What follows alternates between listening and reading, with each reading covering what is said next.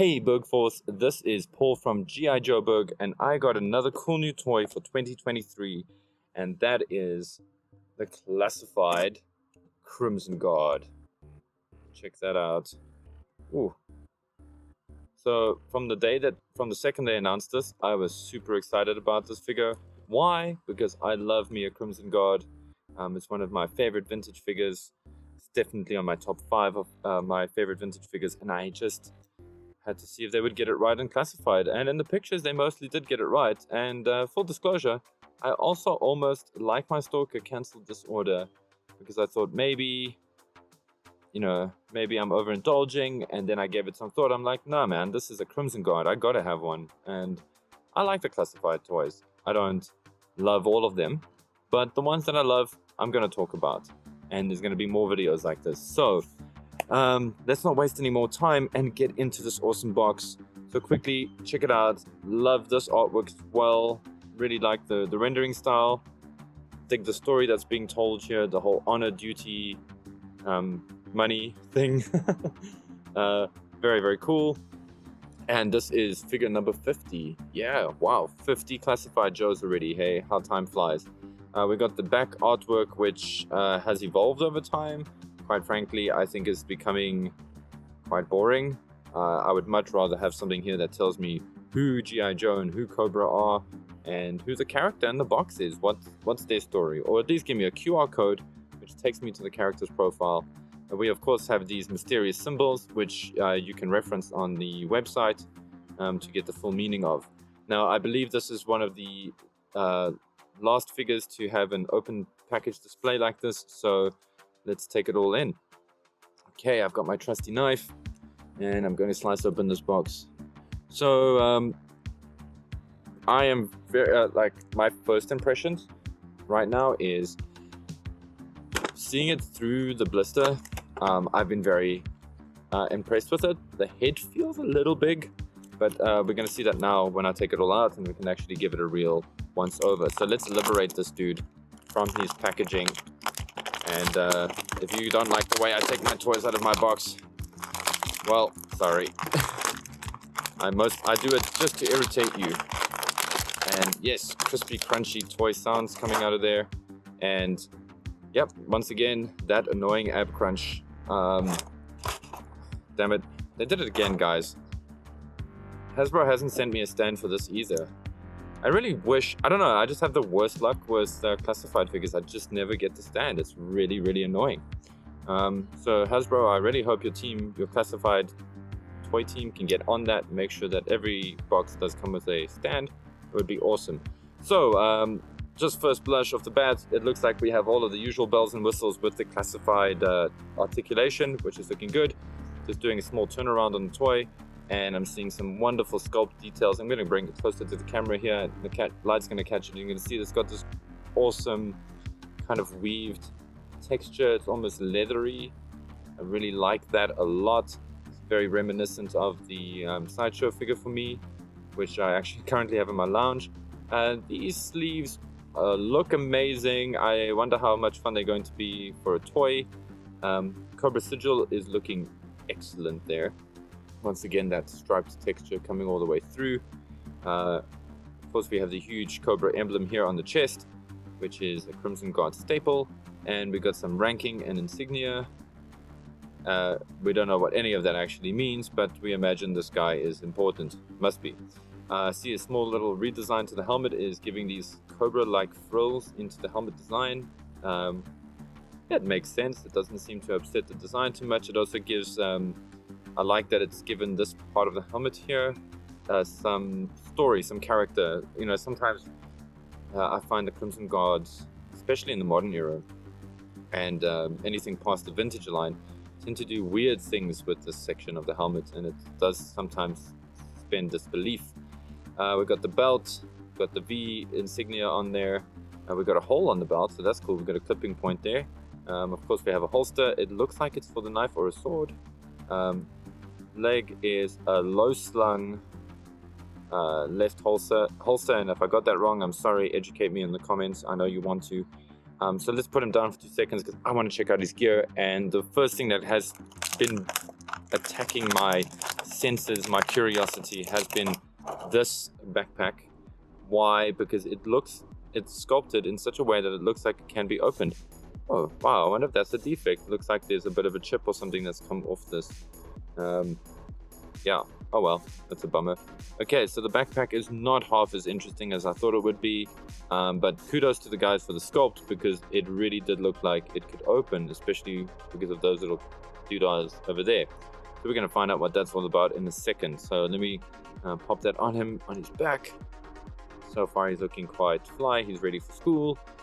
And yeah, let's check out this gear. So we've got a carbine rifle, looks like, with a bayonet. The bayonet is not removable. There's a slot there for the magazine. Sculpting is great, very believable. The shoulder guard or the shoulder rest is not extendable.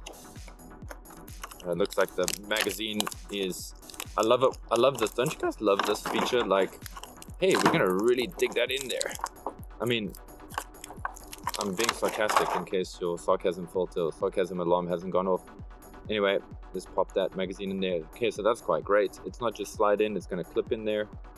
So there we go. Got his rifle. It's arm him with it. I always find this interesting when guys do it on their videos, to see how people have armed or how they put stuff in the hands of their toys. So yeah, my sins are laid before you. Cool. So there we go. Pretty standard sort of military pose there. Handgun. It looks like a SIG. Got a bit of a SIG vibe to it. But yeah, let me know in the comments. I want to hear what you guys think this is reminiscent of. I like it. It's quite clean. Looks like it's got a space there for some kind of muzzle flare. At least I dig the fact that it's got a little hole there. I love it because I'm going to put some effect parts in there so it could look like it's going shooty shooty bang bang. Magazine is not removable, slide is not movable, and it fits snugly in the holster, on the drop leg holster there. Okay, it is kind of a drop leg holster, I suppose, or a thigh holster.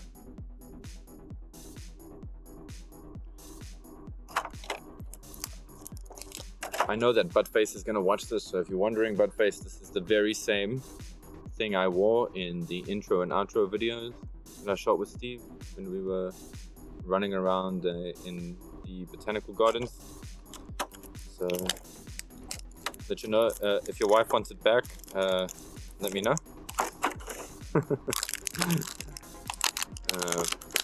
Damn, this is so annoying.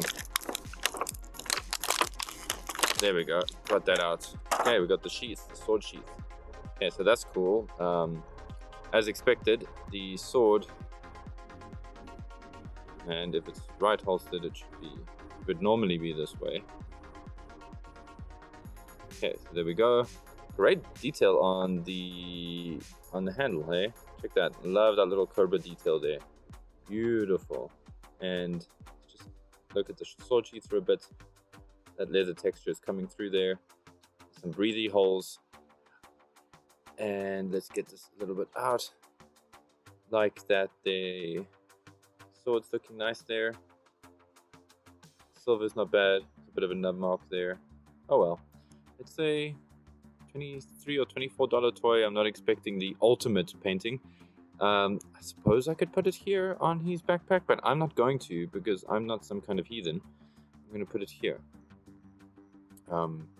And I see now how they want the sword to be. I actually thought it was going to be on his right hand side, like the vintage figure. But now it's on his left, like a samurai. It's right. It just visually it looks a bit weird. Maybe I need to futz with it. Maybe the angle is not the best. Give it a chance.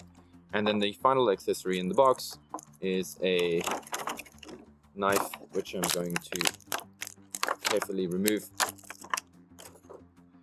Okay, so there we go. That is not a bread knife.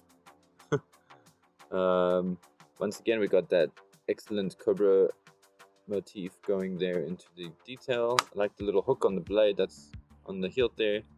It's quite nasty, actually.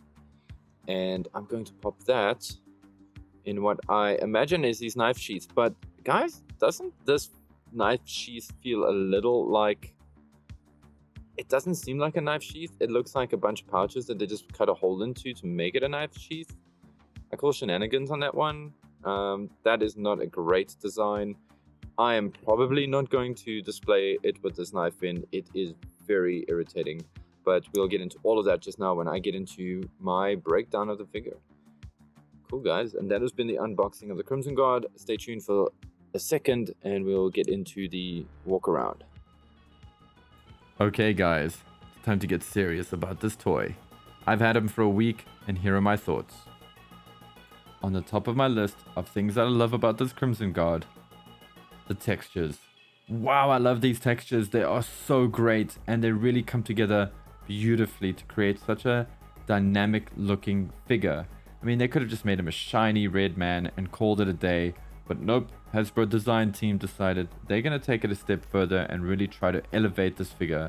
And I'm so glad they did because it looks good, it feels good, and when the light hits it, it brings this toy to life and it is so cool. The paint job on this figure is exquisite. Simple, elegant and restrained. Silver in all of the right places. The trim, the buttons, the rank, and of course, that sexy Cobra sigil on the chest. It just comes together so well. And my favorite detail is the little silver buckles on the boots. So subtle, but it really adds so much life to the Crimson Guard. I'll say it again. The Hasbro design team nailed it with this guy. Regal, yet imposing. His uniform and all the shiny things look great at this scale. My favorite details being the helmet and the boots. They really nailed the helmet design here, because I feel like there is someone behind that mask. I also feel the designers copied some of Sideshow Collectibles' homework, because this guy kind of feels like a smaller version of the Sideshow premium figure, and you know what, I'm super okay with that. The accessories are mostly great. I love the rifle and how it's an awesome callback to the vintage figure, but it does lose a bit of regality, which it makes up for in its hardcoreness. Personally, I'd have preferred the Vector on my CG. The sword is great, thankfully functional and also beautifully ornate. Yay, it's removable. Great for when he isn't inside Cobra HQ. The knife is ornate and somewhat standard fare. It looks regal, but it's also kinda just a knife. The sidearm, functional and looks like a European brand firearm, which makes sense in my mind. A CG with a Colt seems weird. Odd that he's carrying an M16 though. Time for the nitpicks. Guys, this backpack is great, but it's just a plastic block. It doesn't open. More lame is that it has holes on the side to carry the rifle and sword, which I think looks super dumb, but your mileage may vary. The knife doesn't have a sheath, it's just kinda slotted into those pouches and it gets in the way. I can't stand it being there, it's an eyesore, which is a pity because it's a decent accessory that will now have to live in my accessory bin. I mentioned it earlier, but I'd have loved the Vector. It's on the box art. And they should have just made this a 2-pack. I also feel the absence of the Fred head. Maybe it's because we've had Fred heads with previous releases. And Hasbro, where the heck is my stand, dudes? I didn't get a stand in this box. Again. Come on guys, fix that shit. I keep seeing stands on the retro cards. Why aren't you putting them in the classified boxes? I had to make my own. In conclusion, this is a solid release with one of the best paint jobs I've seen on a classified figure. The details are rich and well placed. The overall design is amazing. The weapons, though well sculpted, are great, but kinda miss the mark and are poorly considered. And that backpack has the crappiest gimmick ever. I really hate that. Come on, give us proper slots, Hasbro. Make these things open. Come now. It's not that difficult to do. Should you get one? Yeah, you should totally get one. Do you love CGs? Because CGs are great. Should you get two? Definitely. Cobra Commander needs at least 2 Crimson Guards around him at all time. This has been Paul from GI Joburg, and I hope you've enjoyed my review. Maybe it inspired a purchase. Maybe it saved you from a purchase. I don't know. Let me know in the comments. I'd love to hear your thoughts. And remember, guys, take it easy, stay excellent, and be awesome to each other. Yo, Joe. Berg.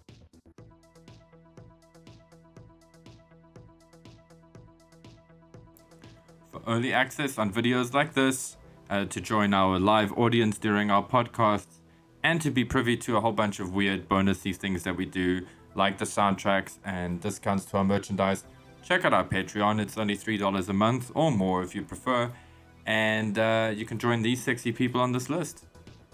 Thank you, guys. Thank you for your likes, for your subscribes, and for watching till the end of the video. Much appreciated. Also, and can anybody tell me what this is meant to be? Because I can't figure it out for nothing. Let me know in the comments. Berg.